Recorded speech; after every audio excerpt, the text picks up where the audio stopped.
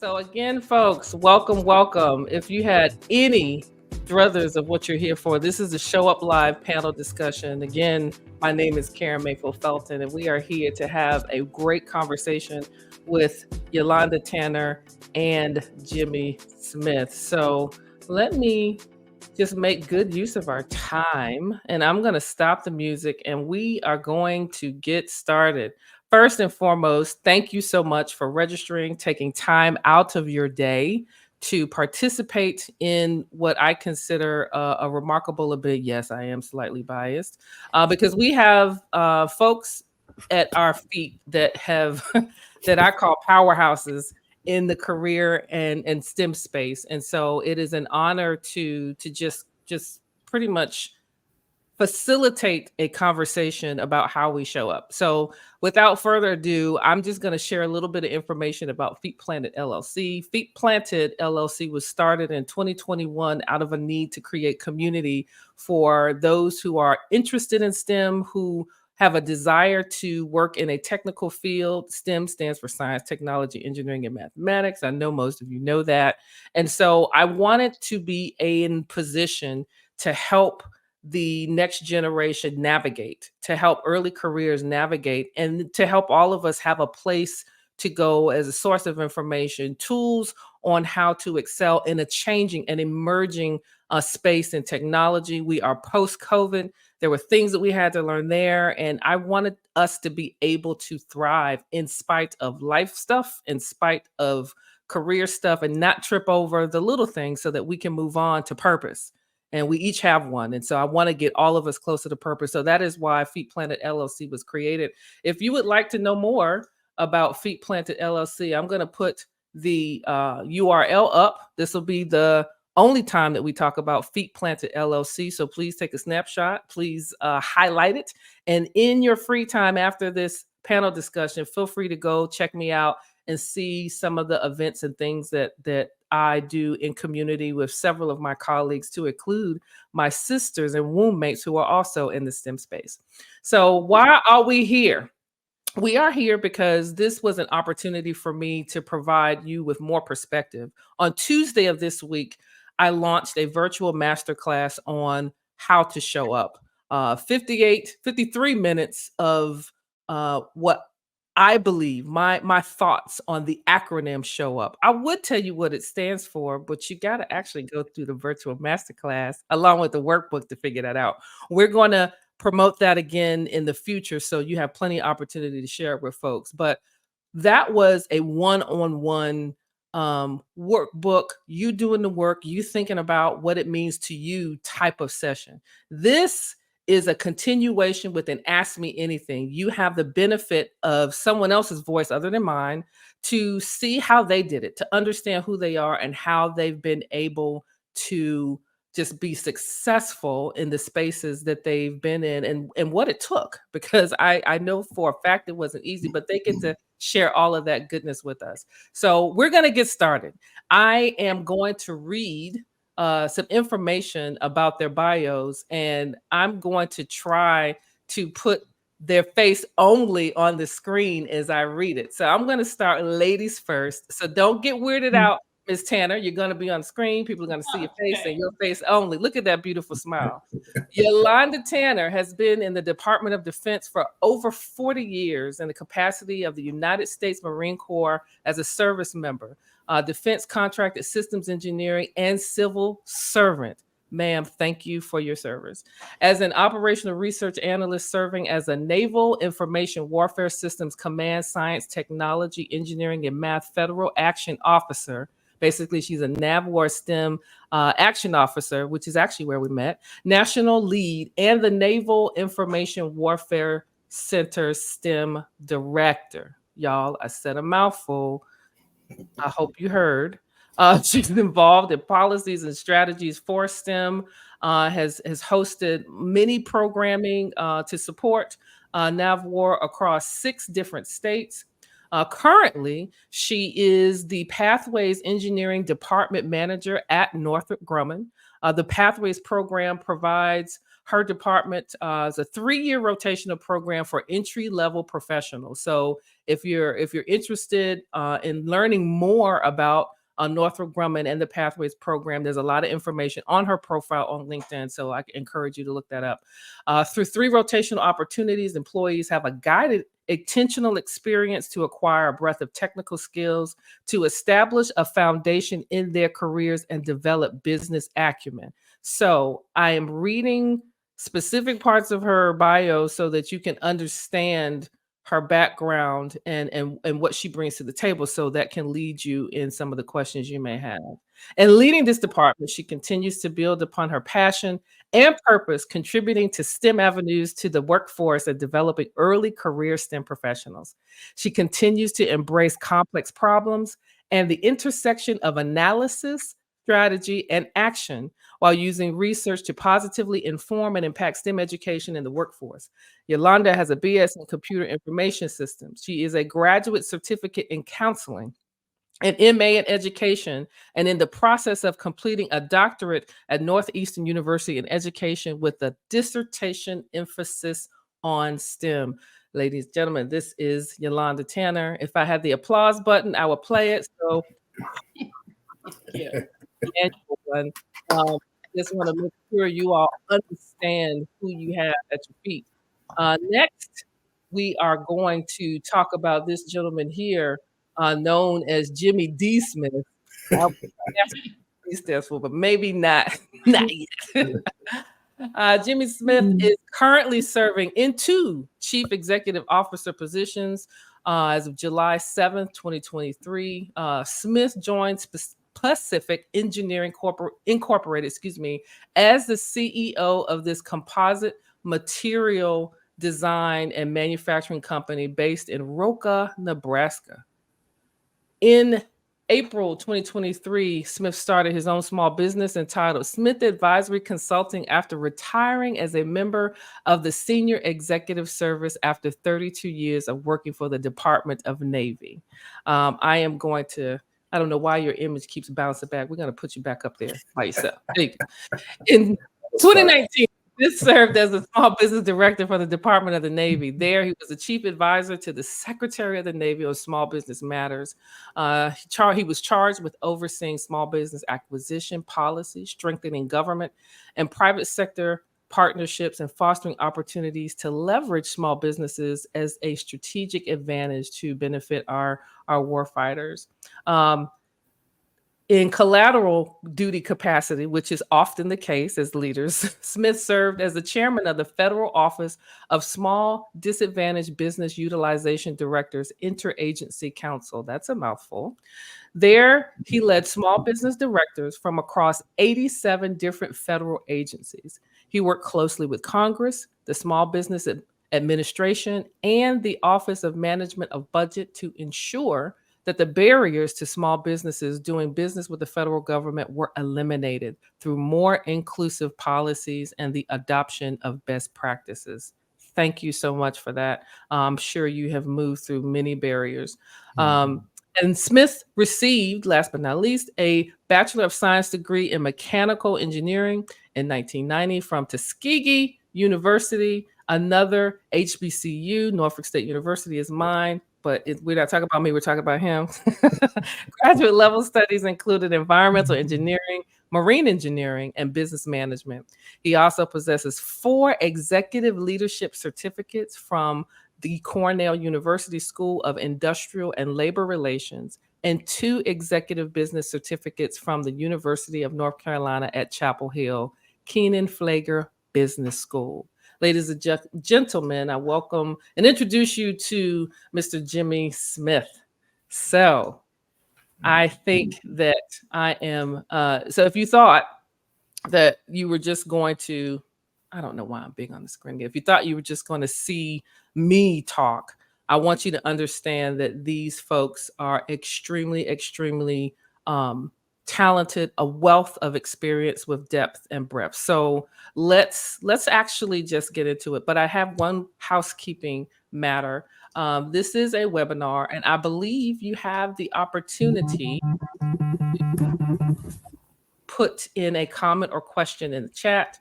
If you could please do so, to put something in the chat so that we can see it, so that I know that that is actually a feature, I would greatly appreciate it.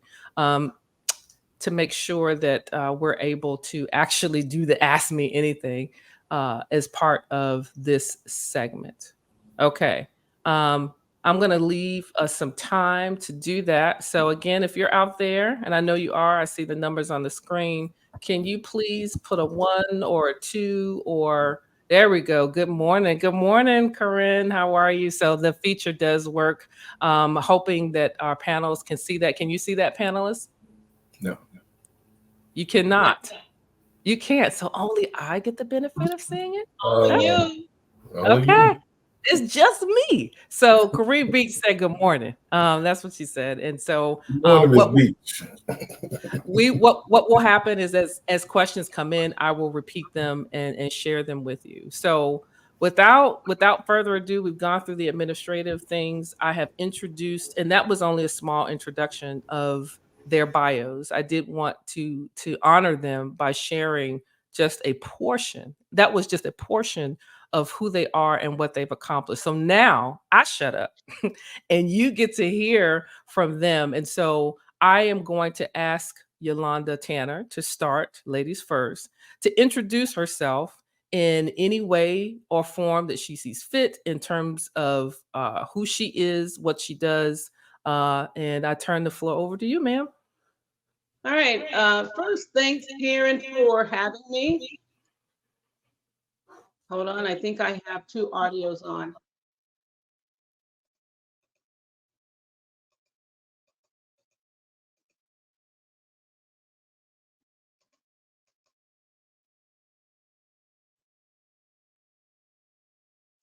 Are you hearing feedback?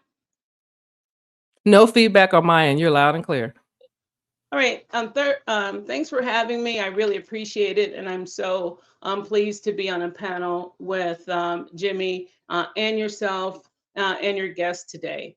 So I would say about myself, after being in STEM for decades, and I'll be honest, when I was in the Marine Corps, um, we didn't even know, we didn't even label what we were doing as STEM. Being in aviation, teaching electronics, being a practitioner. So really, when someone said, "Oh, you're a STEM professional," I'm like, "No, I'm just doing my job," uh, because that title, at least in the military, evolved over time. So I would say, since my inception into the military, I have been, for the most part, a practitioner.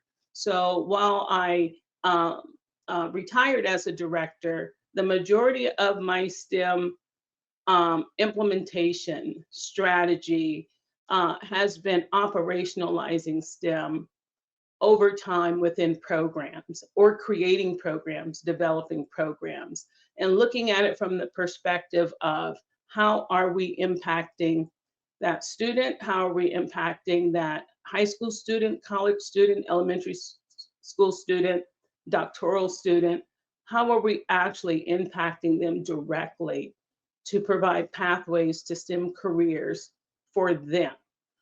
So it has been a really interesting journey. I think that initially I did not choose this. I think it chose me over time. So some people know what they're going to do um, right out of college or right out of high school. This was an evolution for me, and I embraced it. I realized that there were people who also needed a path forward, and I continue to, I'll say, serve as a light for the next person, because there's people who helped me, there are people who helped my children. So for me, I look at myself as a strategist, an analyst, and someone who can take a vision or a policy and make it actionable. I'll turn it over to back to you, Karen, and to Jimmy. That was awesome. I love to hear how people describe themselves And before we get to Mr. Smith, one of the things, and this isn't a dig, but you've been into the room where people are like, I got 8 years of this, that. They give you the resume, and I just love how you talk about who you are, and more importantly, how you show up. It's very classy, and I like it. So going over to Jimmy Smith, uh, tell us who you are, sir. Absolutely. But thanks again for the invitation to be here. I jumped at the opportunity to participate, and I'm highly looking forward to the engaging discussion that we can have. And working with Yolanda again, Karen, this is absolutely outstanding. A little bit about me from an introductory standpoint. I am truly a product of STEM. And back in my early formative years, had a neighbor who lived directly across the street from me take an interest in me, and it was one of those moments in my life where it was either go left or go right. And literally, I was outside in the driveway of my parents' house playing basketball, and I think I was probably dribbling the ball more than I probably should have been instead of shooting it. And a neighbor from across the street walked over and he said, "So Jimmy, tell me, what are you going to do with your life? Are you going to play sports, or what do you want to be when you grow up?" And I told him I wanted to be a pilot. And to my surprise, Mr. Dragu was a retired Air Force colonel, pilot's license. He and his wife taught flying school at the local airport about 10 miles away from the house. And he said to me, he said, "Well, if you want to be a pilot, I can teach you how to be a pilot, but we've got to go do some ground school stuff first, which involves the books, math, a little bit of algebra, trigonometry, things of that nature. If you can handle that, I can teach you how to fly later." And oh my gosh, I must have burned the bottoms of my shoes off running into the house to tell my dad that Mr. Dragu was going to teach me how to fly. And my dad came down from upstairs and had a conversation with Mr. Dragu. They dismissed me to have a man-to-man conversation about, "You're not going to kill my son." but after that ensued, they called me back, and basically my dad read me the riot act that you will do exactly what Mr. Dragu says. You will learn everything that he's going to teach you in order to keep you alive with responsibilities that are going to be placed on you in the future. And that started my path. I was literally 14 years old at the time, soloed when I was 15, got my pilot's license when I was 16. And 3 days later, I went and got my driver's license so I could actually drive myself to go flying by myself. But that's where STEM started for me. And somebody gave to me themselves, and they took the time and opportunity to grow me. And my only payback was, you will do this for others that come along your path, and you're going to do it at a magnificent level. That's what I strive for, working within various organizations that I've worked for in the past. Let's go get the funding. Let's go give the money to the people who are working out in the field, who do this as a practitioner, do this as their day jobs, make their lives easier, because I'm clearing the bureaucracy of, we don't have enough money. Oh, I'm going to go get you money. And then you're going to go execute these programs, and the return on investment is going to be realized, and we're going to put more money into it. Those are the things that I've done over my career when it comes to working in STEM, being just like, Yolanda said, being that light for everyone else to kind of look at, but look beyond me, go further than what I did, do things that are more magnificent than I ever thought that I could achieve, because we're giving you the tools and the resources to go be successful. As many of us can rise up with this opportunity and grow, the better. So that would be a little bit of an introduction on me. Thank you. I love it. I absolutely love it. So, I am a fan of technology. And the way that we're going to do this is I'm going to put them on the hot seat, and then you get to put them on the hot seat. We've confirmed that as you put comments in the chat, they can't see them. So what I am able to do is click on them and show them to you so that you can actually see the questions when they arrive. So again, we're going to say good morning. And I am going to ask, so starting from here on out, it's whomever wants to start first. I have a couple of questions that I'd like to just put on the floor so we can set the stage for why we're here. Showing up means different things to different people. What does showing up mean to you, and you can talk to it professionally or personally. So whomever would like to go first. I'll do it ladies first here.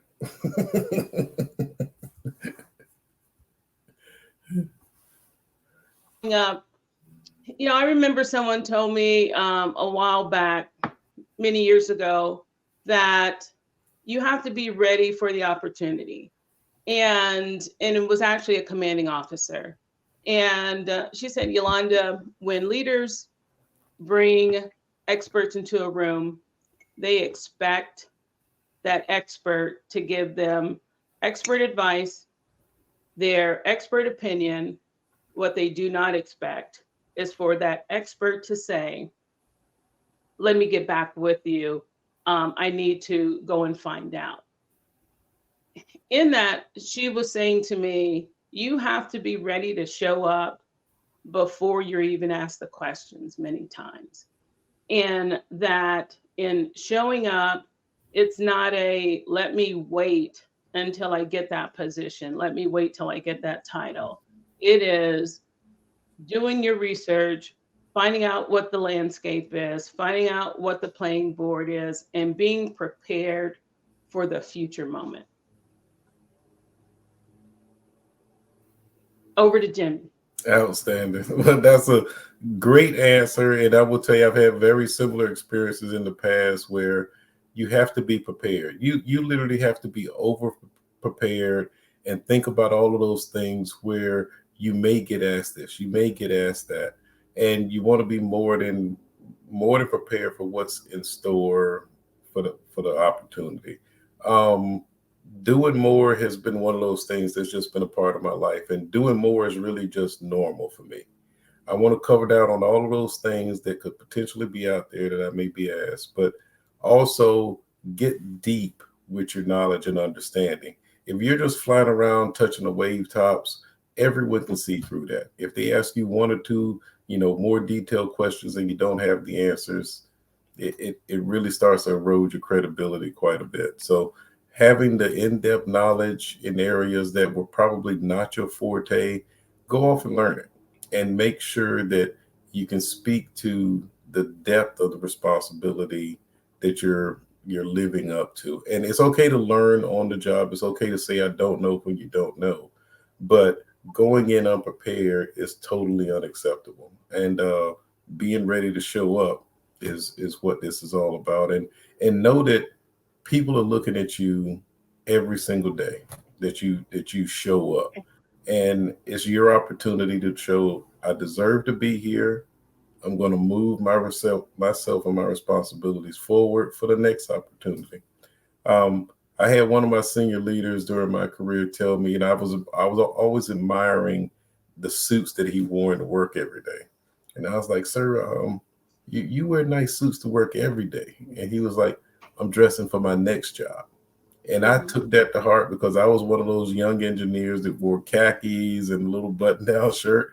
I went out that following weekend, bought me some suits, and then I started showing up in suits. And he was like, so Jimmy, you're auditioning for your next job now, just like I am. I said, absolutely, sir. I want your job. And he was like, well, I want someone else's job. So let's help each other get prepared for that opportunity. But until people recognize that you showed up, you haven't shown up yet. And you have to first convince yourself to be that and embody that responsibility and own it. Own it like nobody's business. Over. Oh, I love it. So I'm going to put us all on the screen. That you said a mouthful. So for the folks that are here, if there's a little bit of delay, I take notes. I've said this on all of my lives, and I mean it. I'm a student of whomever I have on my platform. And so if you don't have a notebook or a pencil paper, I'm going to give you a few minutes right now by commenting on what they just said. I need you to go get some paper and pen. Just to recap, we heard being prepared and getting deep, having that depth. And that resonated with me so much, to include how you show up in your personal appearance. I won't double down on that comment because it's different for everybody, and some of our environments require a certain uniform, if I could use air quotes. But you made it clear that you wanted to be perceived as someone identified as a leader, and so that's the uniform that you put on. So I think that that course of action is extremely honorable, and people will take notice. People will take notice. So this isn't, we're not telling you to go out and go buy a bunch of suits and skirts and just go up your wardrobe unless you want to do that. But or go get the McDonald's uniform because you're fed up with the professional working environment. right, the greeter at Walmart, right? The whole jacket, whatever it is that you want to do. Whatever you want to do, go send that message. Because I always used to tell folks as I was approaching retirement, I said, I'm going to drop these suits and I'm going to go wear that Walmart greeter smock. Absolutely. Whatever uniform suits your purpose is and that could be from the visual to the literal. Right. We'll get into more of that later. The Excellent. next question is, and you've answered it, both of you, in different ways, but peel the onion back a little bit more for us, please. How does it look when we show up? Can you describe it in more descriptive terms? Like, what does it look like? So I'll jump in there first, Yolanda, if you want to hang back Okay. on this one. So when we show up, it sends the message, and everybody's expecting you to carry forward in some manner. You can go left, you can go right, you can go forward, you can go backwards. But when you're prepared to show up and drive what you're there for to completion, that's when you show up.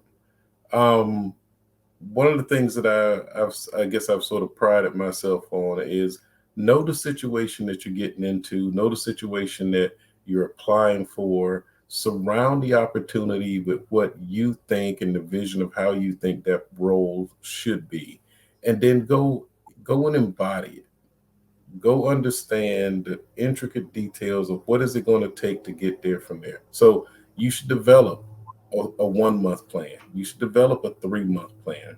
You should develop a 6 month plan for what are those things I'm going to accomplish as I'm in this role, as folks start to see me in this light. And nothing should be by happenstance. When you go to meet certain people along the way that are stakeholders in the opportunity that you're working with, it should be thoughtful and well planned for what you're going to do.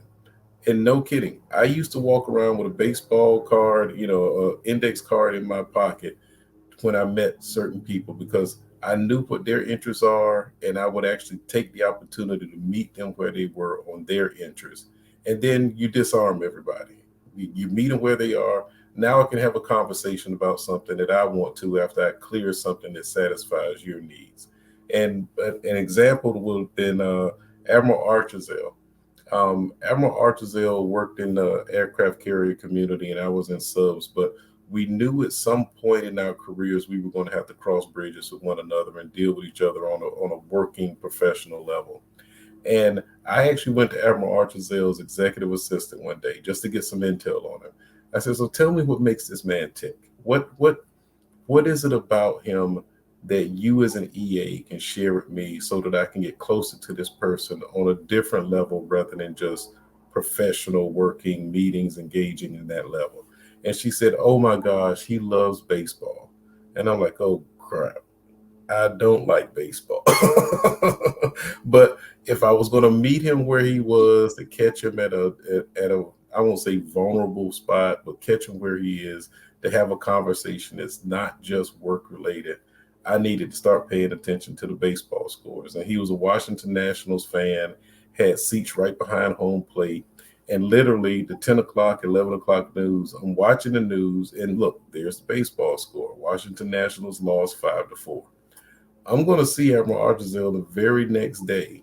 And in my little index card that I had in my pocket, I wrote down Washington Nationals lost 5-4. So when I go to see Admiral Archazell the next day, Admiral Archazell, what happened with the Nationals last night? What did they lose by? 5-4? What happened? And a 15-minute conversation about Washington Nationals ensues, and I could care less.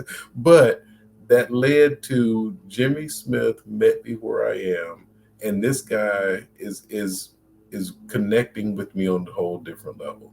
So when you show up to meet people now, from a technical standpoint, the reason I was there for a job and all of that, that showed through anyway.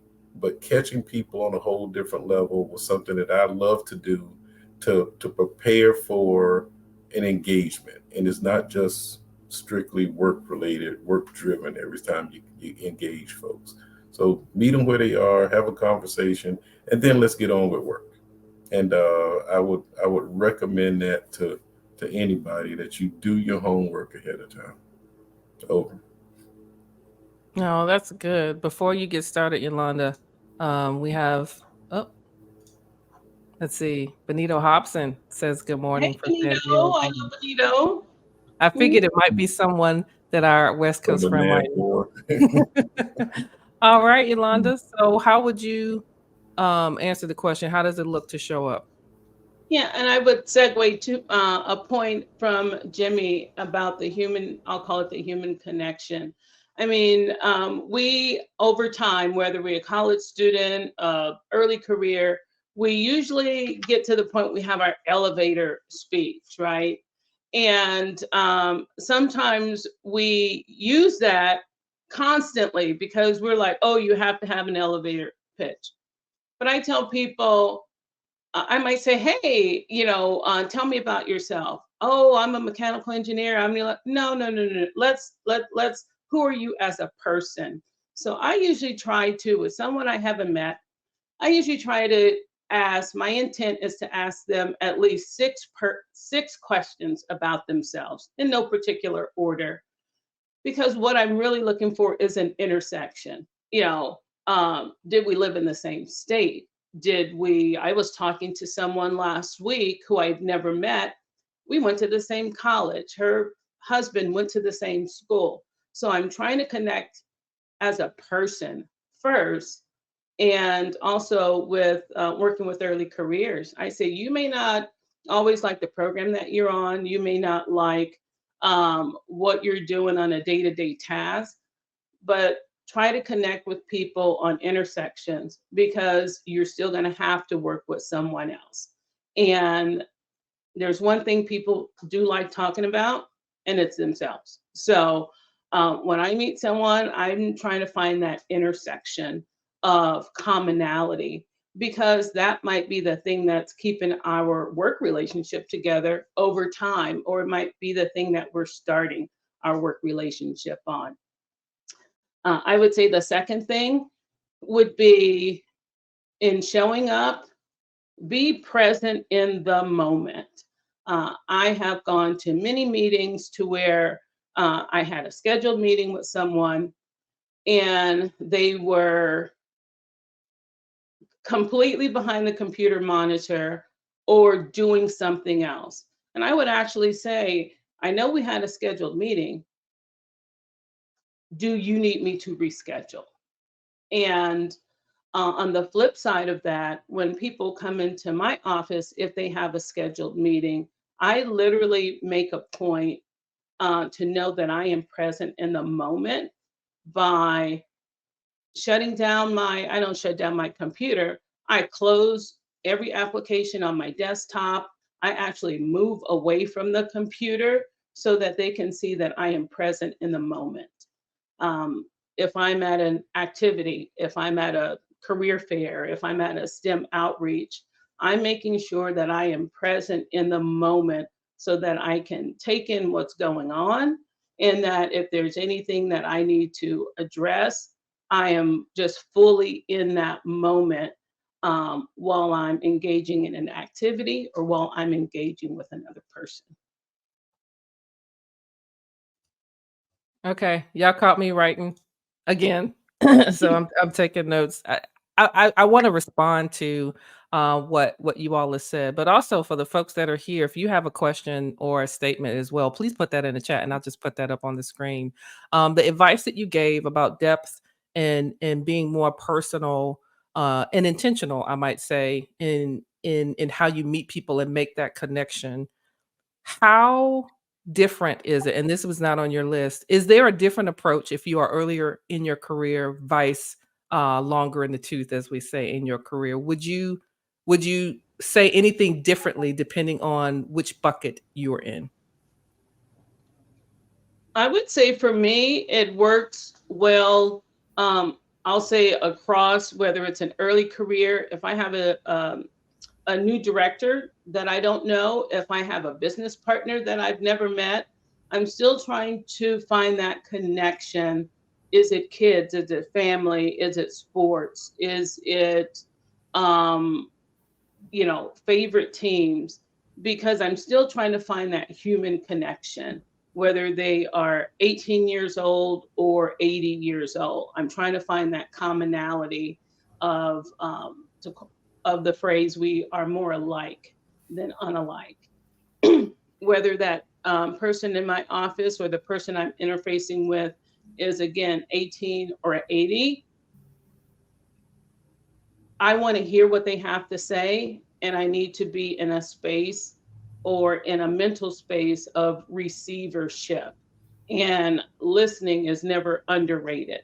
So for me, I kind of use that strategy regardless of age. So I'll absolutely echo what Yolanda said. Active listening is absolutely critical to this, and giving someone your total attention, total time, and focus. That's absolutely priceless in this. But the emotional intelligence also plays a part in it. When someone tells you something, is it something more there that you need to dig deeper in? Are they Mhm. really trying to tell you something, but they didn't actually say it? And one more follow up question, one more opportunity to engage on a whole nother level. Did that door just come open? And did I go in? Did I not go in? I really think you have to pay attention to your emotional intelligence when you're dealing with people as a whole, because I can't tell you how many times someone says, "Hey, how you doing today?" And before you can answer, they're already gone. That's just the obligatory "how you doing today?" Or you didn't really care, you didn't really want to know that. But spend the time. If you're going to take the time to start a conversation, finish it well, and find out if there's more that you need to go off and dig deeper into. Emotional intelligence is absolutely critical, and I know we're all busy. I know that we're multitasking with things that we do, but you have to park on people, because they're the strength of what we're all here and trying to accomplish. And someone could need you that particular day to say just one more thing, or ask Mhm. one more question, or say hello. um, Take the opportunity to not miss an important day or time in that person's life. Over. No, I appreciate that candor. You all are just making me ask part B, C, D questions to some of the things that you're talking about. So I will say that I have met, and when I say early careers, most people bound that between 1 to 3 years. Um, Not everybody's comfortable going into the office and saying and talking to the EA. In some of our jobs, there's a level of apprehension about stepping forward and doing some of those things that are so simple that we would do, right, if we were at a function, if it wasn't work related, and sometimes based on our personality. So the next question is, what tools have you used to excel in your career? And you can talk about how you show up, but what tools? Because somebody out there may say, well, that sounds good, but I'm not sure how to do that.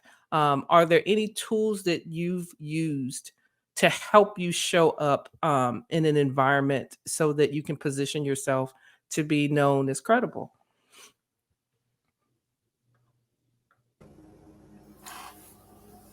I'll I'll, go. okay, fire away. Okay.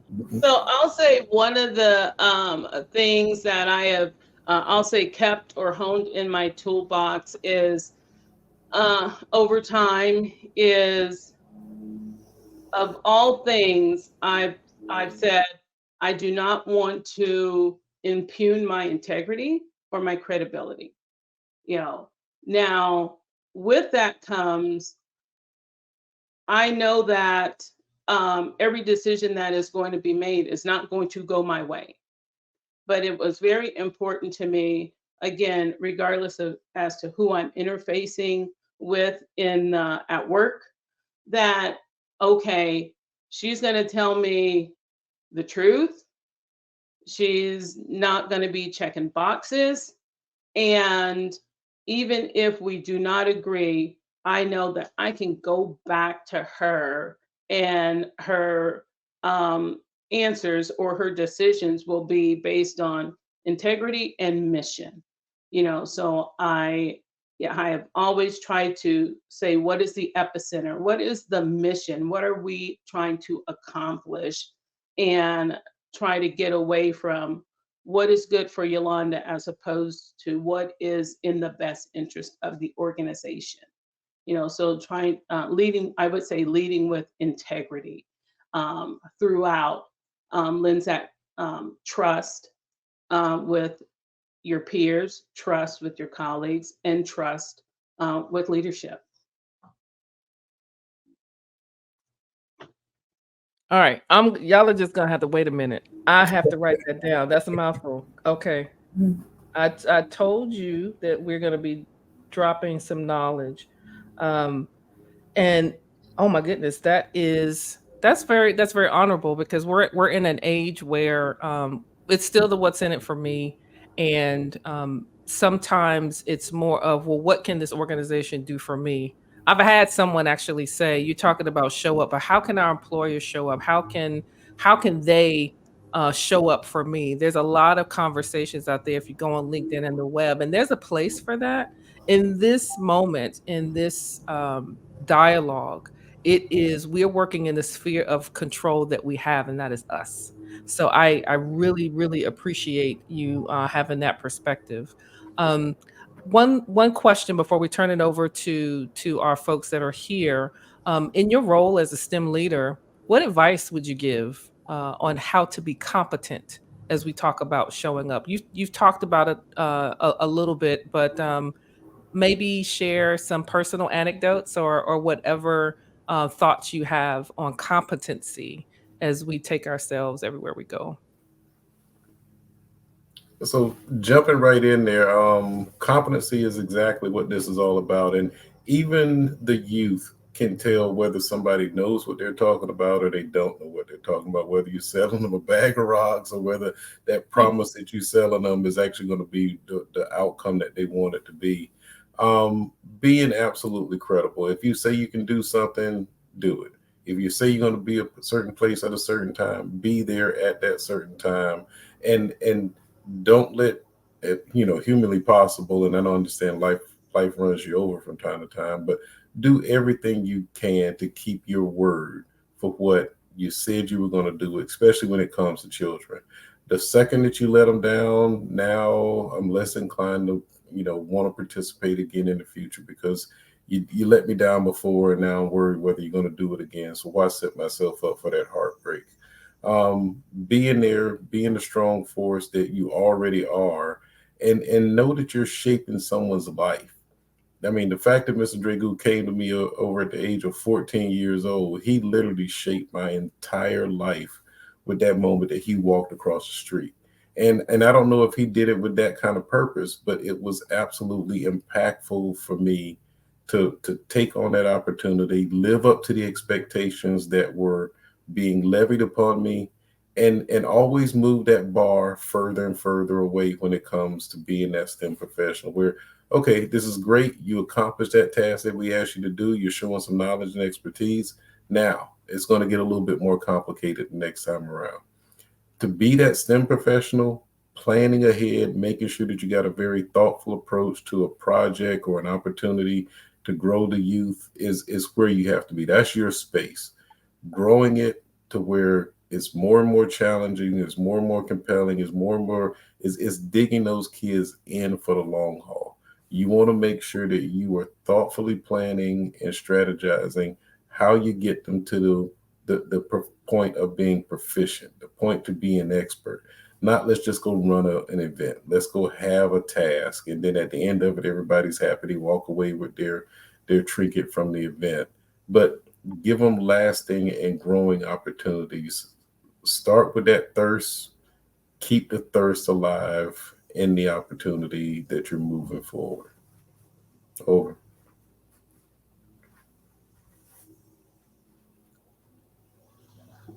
Your turn. All right. I was just so enamored with Jimmy's response. I'm like, my goodness, my goodness. Yeah. So with competency, I would say that I'll use an analogy of an athlete. An athlete has a schedule of events, whether it's baseball, basketball, track and field. But the part that we sometimes don't give full credit to is the preparation for the event and in that competency. I would say in STEM, we're definitely also talking about that technical competency. So I would say, release yourself of having the idea of everything I need to know about my job. I'm going to learn during my job because there's just so many hours of the day. So for technical competency, you are likely going to have to spend and dedicate your time, because it's not just about what's going on the job right now. It's about where that organization is going, and the technologies that they might have to implement may not even be a course, may not even be training. So for competency, you know, be okay with going beyond the work environment to actually develop your technical competency. Wow, I'm gonna put us all back on the screen for that one. That was that was something that was a hard lesson for me to learn. What do you mean? You want me to do work after hours? Like, I'm clocking out. Let me tell you. And I know you both know this. We are in the it's time to go generation. I mean, people are checking out and clocking out for a lot of different reasons. And I'm not knocking it, because I do believe that there is balance. The challenge is encouraging, and this is just for early careers. I'm just going to say professionals to understand that there's a level of work that takes place to get to that depth that Jimmy was talking about, that this time and effort that you have to put in beyond the clock, because during the day, as you said, that's when you deliver, and then there's preparation that happens oftentimes outside of that. So 100% appreciate both of you. So we have questions in the chat, and I'm going to put that on the screen. Recommendations. This is from Miss Beach. Recommendations to keep your team engaged and motivated despite obstacles on a day-to-day minutia. Oh, that's a good one. I'm gonna take my face off, and nope, that didn't do it. And I'm gonna try to leave both of you up so that you can either answer the question together, or who wants to go first. It's completely up to you. All right, I'll address Miss Corrine. I haven't seen Corrine in years. I hope you're doing well, Corrine, and thanks for being on the West Coast and getting up with me. So I appreciate it. So I think for teams, keeping teams engaged. I think as a leader, sometimes it really becomes, what can I do to separate some of the, I'll call it minutia that goes on with programming, and what can I take on and take care of that, on behalf of my team, so that the team can focus on making the programming better or executing. And also for teams, it's also having a plan to keep your team engaged. And in STEM, you can get burnt out on doing a lot of activities back to back to back to back. So it is important to have those places in the schedule to get the team together to where it is not a STEM activity. It could be brainstorming about the next year. I remember when I was at NAV War, I would bring in all the leads from the LANT and PAC all together for a 3-day workshop to where we're just talking about, how programming went. We didn't even have PowerPoints. We're not talking about who did better, who did this. And we would also have, I would develop a use case. Okay, here's the problem. As a team, how would you address it? But you're working with someone from the other side. So you have to build in your programming things that feed your community, your STEM community, but also things that feed your team, and your team needs to be developed to be next level thinking, as opposed to just executing activities. Yeah, I would totally agree with Yolanda. You have people from time to time that love to admire problems. And if they can keep talking about that problem for a week or two or three, they're just admiring the problem. Having someone who's either a part of the group or maybe yourself or maybe a manager in between, have them keep the focus on the end product. Let's not just dwell on these problems. Let's put together action plans so that we can stop admiring them. Let's make the problems go away. Should be a focus of the team leader when they tend to go down a rabbit hole. Someone's got to pull them back out and not devalue what the person is bringing up as to your attention, because obviously it's something that's bothering that person, or the minutia is causing problems with getting more progress made. But from time to time, you have to take those things and just put them in a parking lot, and someone else is going to deal with those later at some other different level. But the best thing you can do is stop people from admiring the problems. Either let's go fix them, or let's recognize we can't solve them and we need to go around them, go over them, go through them. Is the preferred approach that I found to work for me. One of the things early on growing up in my career, everyone would come in and complain about meeting minutes being taken at the meeting, and 7, 10 days later the meeting minutes finally come out, and well, we forgot all about the meeting that we had a week ago or a week and a half ago, and the meeting minutes are coming out for everybody to sign. We're like, why can't we actually write the meeting minutes during the meeting? And why can't we all sign off on them before we walk out of the conference room? So on the screen in the conference room, someone's literally typing down the meeting minutes. Oh wait, you got that wrong. That should be wasn't instead of was. And then you correct it right then and there on the fly. We implemented that policy because I was so tired of hearing everybody complain about getting the meeting minutes so late that from a documentation standpoint about decisions that were being made, that we implemented a on the fly during the meeting, create your meeting minutes. So stop admiring problems, and don't let the minutia bog you down, because you're not making any progress if that's what everybody else is distracted by. Over.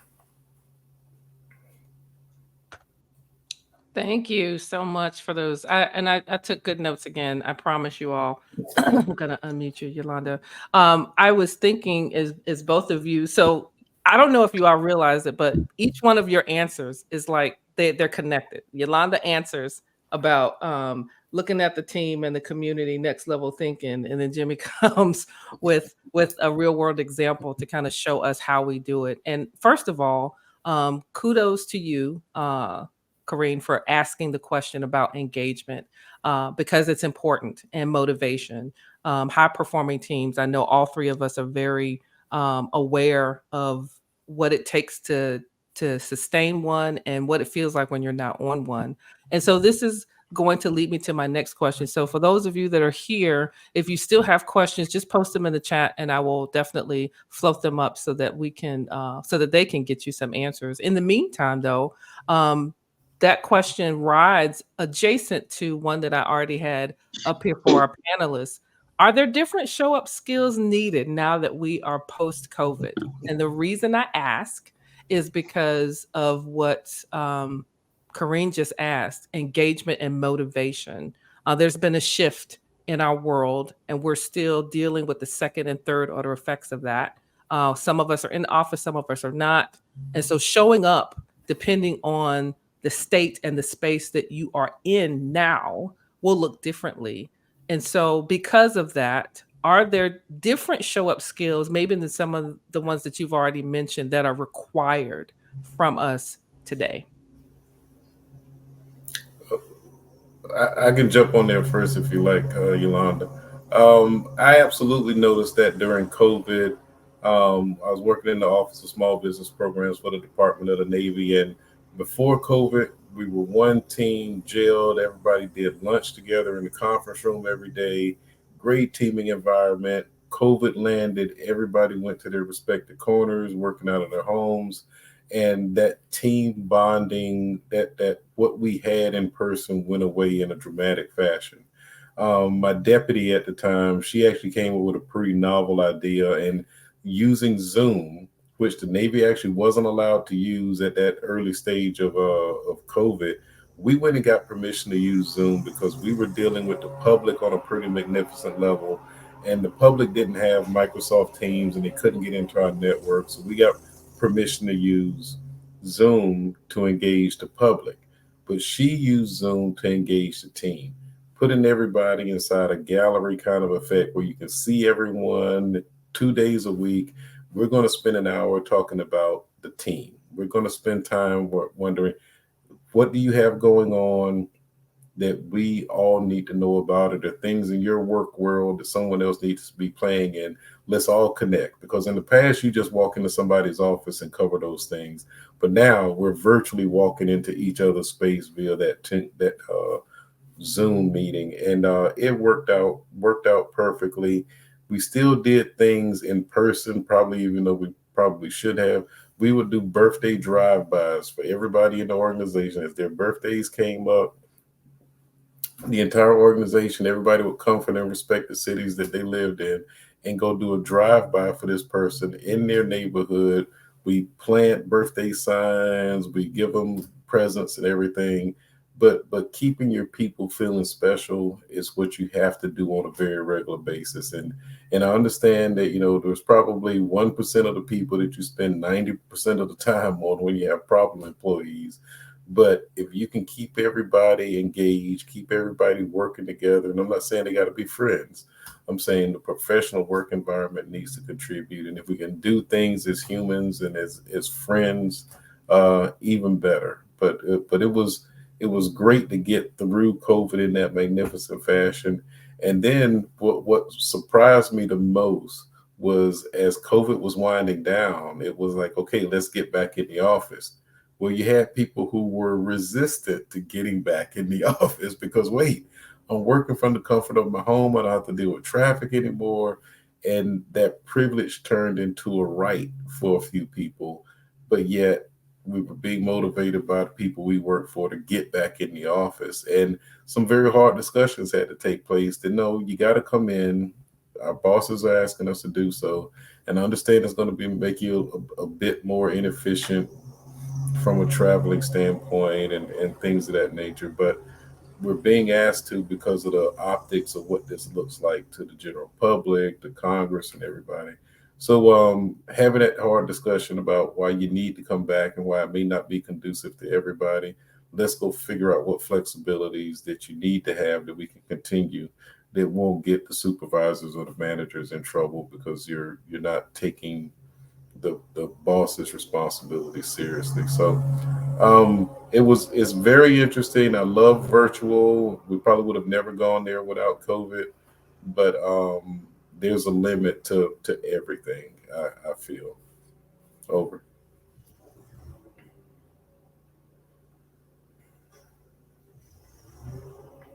Yes, I think with a situation like COVID, um, a couple of things can happen: rapid progression or rapid decline.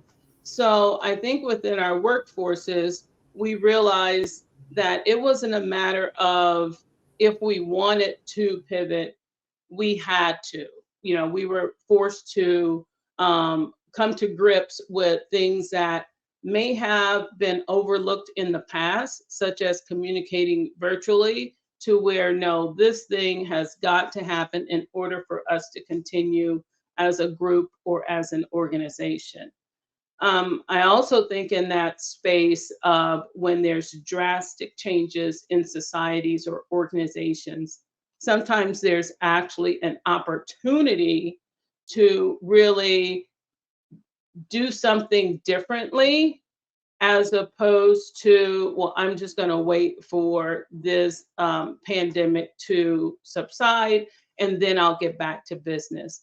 Because businesses still need to move forward, whether they're government organizations, whether they're naval research laboratories, defense industry, forced to find a way forward. So, in addition to, how do we keep teams together? I looked at it as an opportunity to try new things that I wouldn't have tried before. But again, in this environment of pandemic, but also creativity, it was a space of being innovative and rapid innovation. So once I got my head around, there are no more STEM events that are going to be face to face, but you still will do STEM events. I'm like, how does that work? Leadership said, you'll figure it out.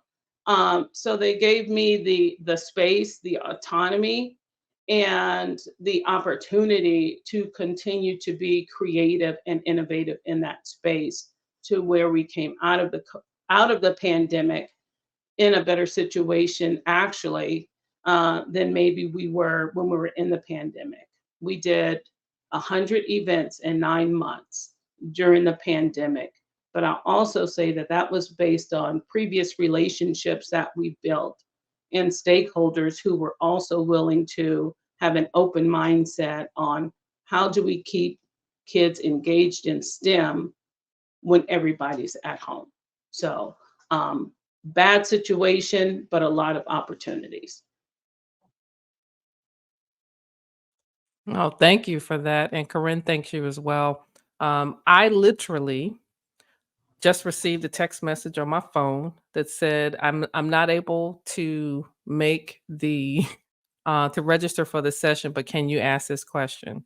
So we are not necessarily at time, but we've been here for an hour. So if you are okay with being flexible, I'm literally going to read this question to you, and then I would love to have you each say some parting words or anything you would like to share with our audience about showing up. So here's the question: what do you do when, and I'm trying to paraphrase this because I think I know what he's asking. What do you do when you show up and that person is not received well? I think they're trying to ask, I'm being authentic, I'm showing up, but it's they're not receiving who is showing up. What do I do? So one of the things that I think people need to recognize is you have to be yourself. And whether they're in receive mode for you being you, is it really not your problem? It's really their problem. Be authentic, be credible. And we're not here for a beauty contest. I don't want you to like me. I don't need you to like me. You have to go in with that attitude of, you don't need to like me. You need to let me do what I'm charged to do, is what I need you for. And not everybody's going to be receptive. Everybody has unconscious biases. Everybody has overt biases in many cases that you will never be able to overcome as an individual. If you spend all your time trying to make someone happy or trying to get up under their skin or get closer to them, it may not happen just because of things that's in their background. And like I said, it's really their problem, not your problem. Be confident in yourself. Know that when you decide you want to drop anchor, you're dropping anchor and you're here to get something done. You're here with purpose. You're here with credibility. You're here with expertise. And I'm ready to give myself to this opportunity. What people think about you, whether they receive you or not, it really should not be germane to the topic at hand. I mean, I get you can't get in the room if they don't like you, but guess what? There's another room and there's other opportunities. Not one person is in charge of your entire fate. So find that other aspect to go around them if necessary. Over. Yeah, and on that, I definitely agree with Jimmy. And I'll also add, I try to stay focused. I'll be honest. Has everyone I've come across, do they like me? I'm gonna be honest. I'm gonna give that a reflective no. Um, but I am coming there for a reason. I'm in that organization to perform a task, to get something going. I try to stay focused on what does not my immediate boss, what is the vision? What is the overarching thing that is going to define success? And kind of use that as the North Star. Because let's say my supervisor doesn't, let's say we don't get along.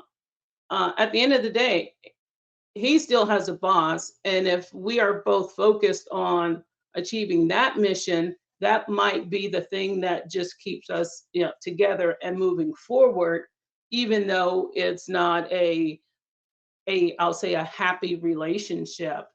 But the other thing I would also say is sometimes when we are in difficult working relationships, sometimes we just are frustrated and spend time on literally how to undermine the other person. I'd say don't waste your time because you only have so much energy in the day. Any negative energy that you're giving to someone else is less positive energy that you will have collectively for that day to move yourself forward, move your program forward, and to move your career forward. That was beautiful. Yeah. And I couldn't write fast enough because I'm actually going to end up texting this person back and letting them know what both of you said. I think that both statements were remarkable. I want to let you both know that not only has this been an incredible segment, a lot of what you said is so commonsensical, but yet we still have people out there that are not showing up. And so I'm hoping that when this airs again for folks that didn't register, that they'll understand that it's not hard, but the thread between both of your statements from the top of the hour is consistency, depth, and understanding mission. And I think you've both driven that home. So I want to humbly thank both of you for getting up early. Some of us earlier than others, Miss Tanner on the West Coast to have a show up panel discussion with us. And I'm yielding the floor to both of you to have last words on either how to show up or anything that you would like to leave with our audience that maybe you haven't said that you would like to share. Over to you. I'm going to say, in relation to the STEM space and STEM programming, STEM strategies, that I'm going to say be of good faith. It is hard. We go into STEM programming because we want to do something that is good, something that is beneficial. And sometimes we realize internally that is exhausting because not only are we trying to impact a community of people, sometimes we're also trying to convince our own leadership and organizations on this is the STEM mission. And but I'm getting some resistance in trying to create something that is in alignment with that mission. So I would say for those who are doing STEM programming, working with early careers, working with K through 12, that just make sure you continue to advocate for the mission, implementing the mission, because that is how you're going to impact your STEM community.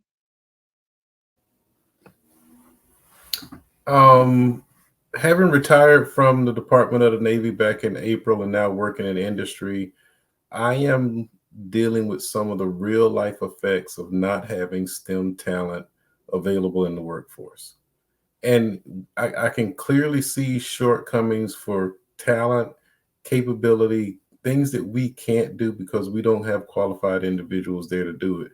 And when I look back up the pipeline to see, well, is there anyone working on the opportunity to get folks into the pipeline? And it's a struggle. And I understand that maybe the younger generation has some different mindsets on what work is and how to go about getting work. But we have to make some compelling reasons and drives and take some compelling actions to turn the tide on this. Because as a manufacturing company, we're short. We're absolutely short on talent to be able to do what needs to be done. And this is reflected all across many different industries where people just aren't there. People aren't showing up. And in many cases, it may be because we didn't prime the pump with qualified talent. They didn't have the oversight and the mentorship that they needed to get through that system. But as a nation, I worry about what could come of the United States if we don't turn this around. I'm hoping that the mission to the moon that NASA's working on, where man and woman go to the moon, I'm hoping that inspires this nation. I'm hoping it inspires us to want to do things beyond the TikTok, want to do things beyond the Instagram, want to do things beyond just sitting in front of this phone and occupying my time. Let's get excited. Let's get motivated about moving the nation forward. And every now and then you need some kind of spark like a mission to the moon to get people going in that direction again. And hopefully that does it, or hopefully something else similar to brings about a change in what we need to get accomplished. So be those STEM professionals there to guide, to motivate, to inspire the folks that want to make more because they see a light that they want to go off and chase, and you can help them get there.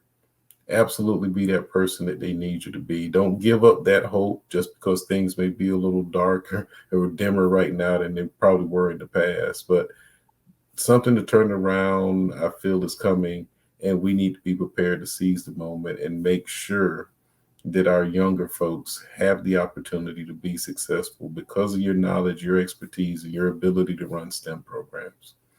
Over. Wow. You just both said a mouthful, and you should have seen me over here like, okay, I think that I couldn't write fast enough. First and foremost, had it not been for both of you, I know I would probably have tapped out. It's like I'm tired. But you encourage me, as have you encouraged countless others to continue in STEM, to continue to show up, to continue to mentor, to continue to do the work and meet mission. And on behalf of this one person, and I know the folks that tuned in, we say thank you for answering the call. Thank you for continuing to push and propel us forward because there is a need, as you've already so eloquently said. So I'm going to throw this back up to just thank some of the folks. You can't see me thanking them for showing up. Benito and Corinne and a few others that did not necessarily want to put some questions in the chat, but that's quite all right. You shared so much knowledge and so much information that we now have adequate understanding of what it means to show up in the STEM space. So as custom, I'm going to throw up some music if I can get it to act right. All right.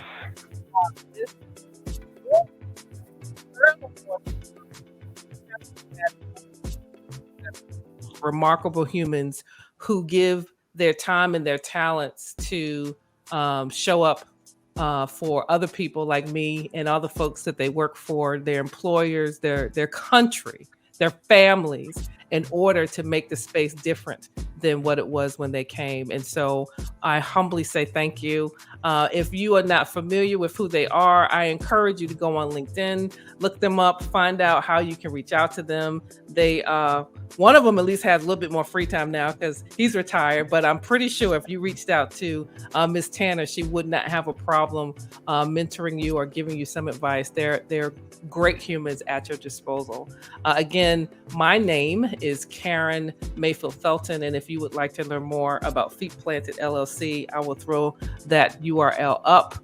Until we meet again, I see a couple of comments. Until we meet again, oh yeah, Yolanda, you can comment. She's telling us. She can comment. Yes, please find her on LinkedIn, and definitely find Mr. Smith on LinkedIn as well. Have a great day, be inspired, and share this goodness with someone else so they too can learn how to show up. Thank you. Thank you for joining us for Feet Planted's Show Up Live panel discussion. I hope that you received information that's going to help you in your career journey. I know that I definitely did.